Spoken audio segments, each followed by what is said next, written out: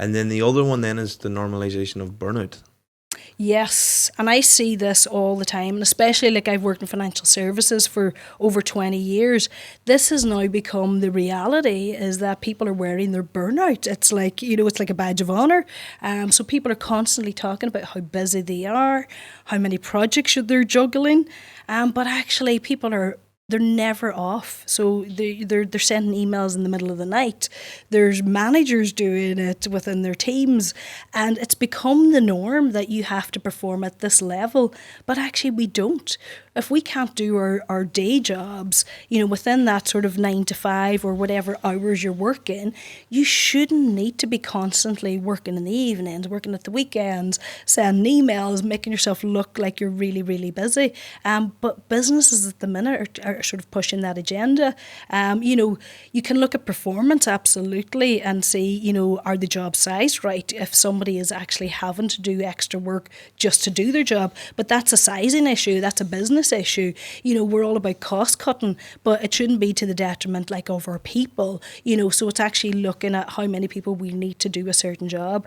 But I think it's become the norm very much so that people are burning themselves out completely. There's a lot more stress, a lot more people struggling in the workplace, and I don't know if it's seen enough in terms of the burnout that's actually happening. So do you have a framework that you have, applying yourself, work balance? I think for me, if I'm working on a 9 to 5 contract, it's keeping it, and you have to keep it within that time frame.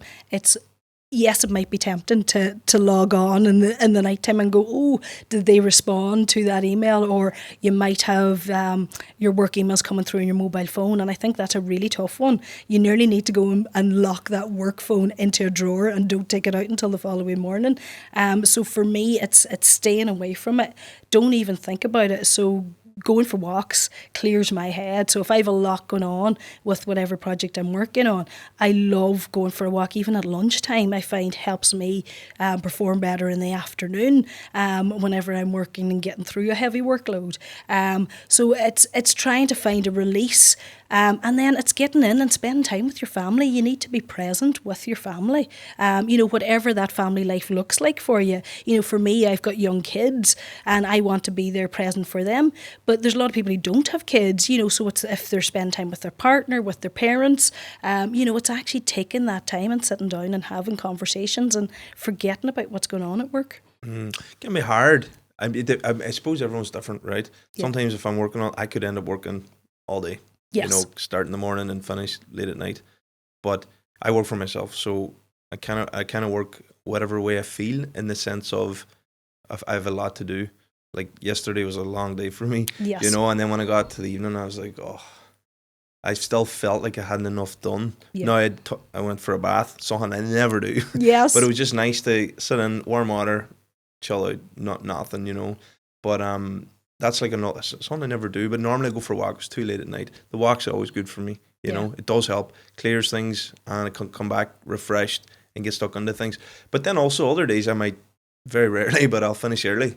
Yes. Do you know what I mean? If I can. Yes. But there's always that urge to do a bit more. Because I'm never finished. No. There's always something, always something. But I think over the years I've learned to balance it better. And I say balance it, manage myself better. Yes. Because I know over time, the more you do, it catches up with you. It catches up with you, and stress is one of the worst things for our bodies. Like, that will come out in your body. If you're not releasing your stress, it'll come out through something else in your body. It's funny, sorry you say that, right? Because I have felt that.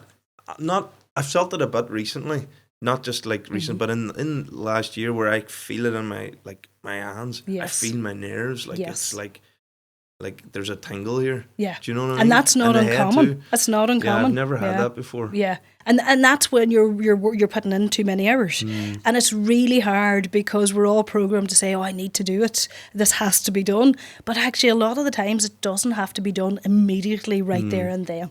And that's the thing. It's trying to get that balance for yourself. And the only person who can do it is you. That's the thing. You're the person making the choices. And once I realised that, I thought, I have to actually make the time.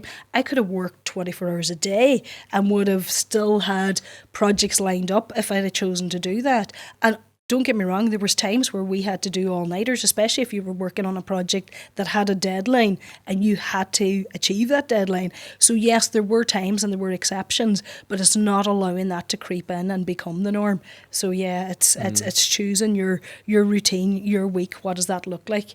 And I think what you're eating during that as well is a huge factor as well. It's taking the time to actually nourish your body, because that's when your body needs it the most as well. Yeah, and then you've just brought up like the morning routine for me is really important. Yeah. Do you know, sometimes I wake up and I look at my phone, you know, but sometimes I don't. Yes. Do you know what I mean? It's hard not to. No, isn't I it? know, Yeah. it's just like, oh, but anyways, I try to have a slow morning, Yeah. because I think how I start my morning has an impact on my day. So I'll take it not easy, but without rushing Yes. through the morning, do you know, and when I find I do that, I have a better day. Whereas I'm rushing and eat your breakfast, drive fast, blah blah blah blah blah. You know, that kind of, Yeah. that's the way the day's going to go. Yeah, absolutely. And you're setting yourself up for success by taking it slow and actually being present with, you know, whoever you're with that in the morning time as well. And I think you need that, because that keeps you grounded as well, you know, rather than just rushing out, you know, straight out of bed, shoving some food in and you know, heading off. And you're not even giving your brain time to even properly wake up before you're back in the grind of it, you know. So yeah, for me, I always take time now in the morning. I've started getting into meditation. So I would find a meditation first thing in the morning really, really helps me. And it could only be 15-20 minutes. If I've got a lot of time, then I'll do something like maybe a 45-minute one. But I find that sets me up for the day. And I don't do it religiously every day, but there's certain mornings of the week I will try my best to fit it in. And I feel the benefit of it throughout the whole day. Yeah. Like meditation too can be like, for me, just going for a walk. Yes, Do you know what I mean? absolutely. It doesn't. Sometimes I think people think they have to sit still. Yes. Do you know what I yes, mean? Like, absolutely. but it can be just being present in the Being moment. present, Isn't it? yeah, very much so. Yeah, completely. Like going, if I'm out for a walk, sometimes I'll try and notice something that I haven't noticed before. Yes, Do you know? I like that. I remember yeah. seeing that from some monk. He says there was, I don't know if they heard it, but it kind of keeps you present at the moment. You know. Yes. It helps. But you've also done a lot with you've done charity work. Yes. You know, I would say you're adventurous. Yeah, I'd say I am. You have yeah. that spirit. Yeah. Yeah. When your brother passed away, you raised money. Yes, so my brother was treated in Beaumont Hospital in Dublin, so I signed myself up to run the New York Marathon along with a friend of mine, and we raised money for Beaumont Hospital at the time, so we ran the New York Marathon. So I put together a 6-month training course. Now, I'm not naturally athletic in any way, shape or form. So at school, sports for me was playing table tennis at lunchtime. So this was a huge personal challenge for me to actually get out there and start running. But I realised I loved it whenever I started to get out there. It's so good for clearing your head. And I need the goal. I needed something to work towards. So we ran the New York Marathon and we finished it, and honestly it was fantastic, and I actually felt like my brother John was with me at the finish line. It was nice, it was really good.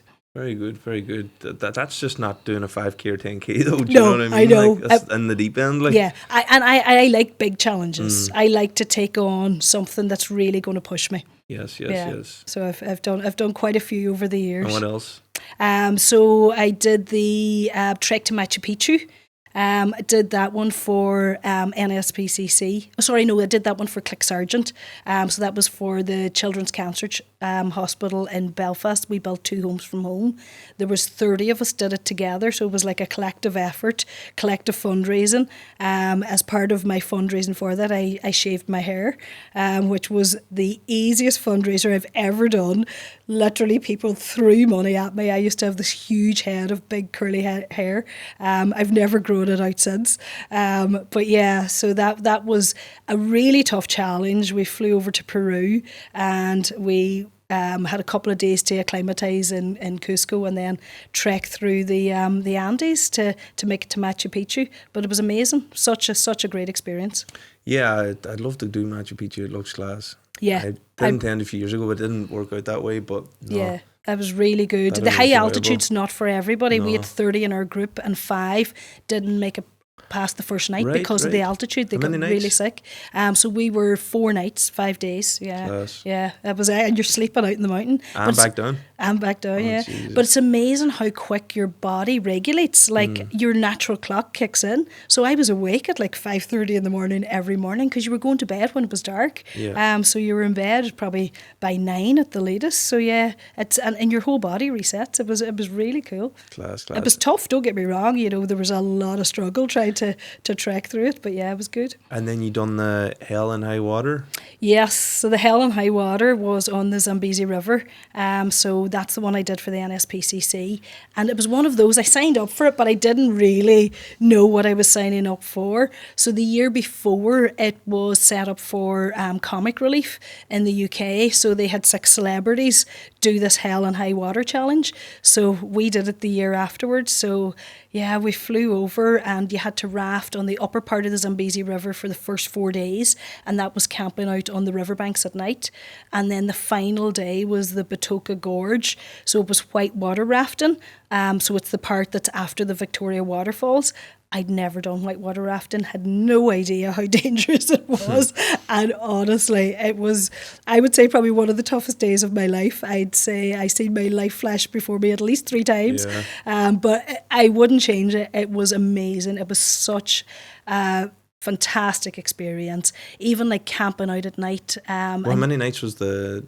We were, again, that the was actually river. 5 days on the river and 4 nights camping, yeah. Jesus. But it was really cool because at night time you would get to go into the local villages and like you were with people who had absolutely nothing material in life, but they were just the loveliest people and they were so generous with, you know, for the very little that they had. It was honestly one of the best experiences. And like I remember waking up one morning at like 5 o'clock and watching a parade of lions walk past about 500 yards from where we were. It was just amazing. And you could be in the river. There was crocodiles, there was hippos. It was unbelievable. Now, we did have a park ranger with us at all times. So, yeah, they were there.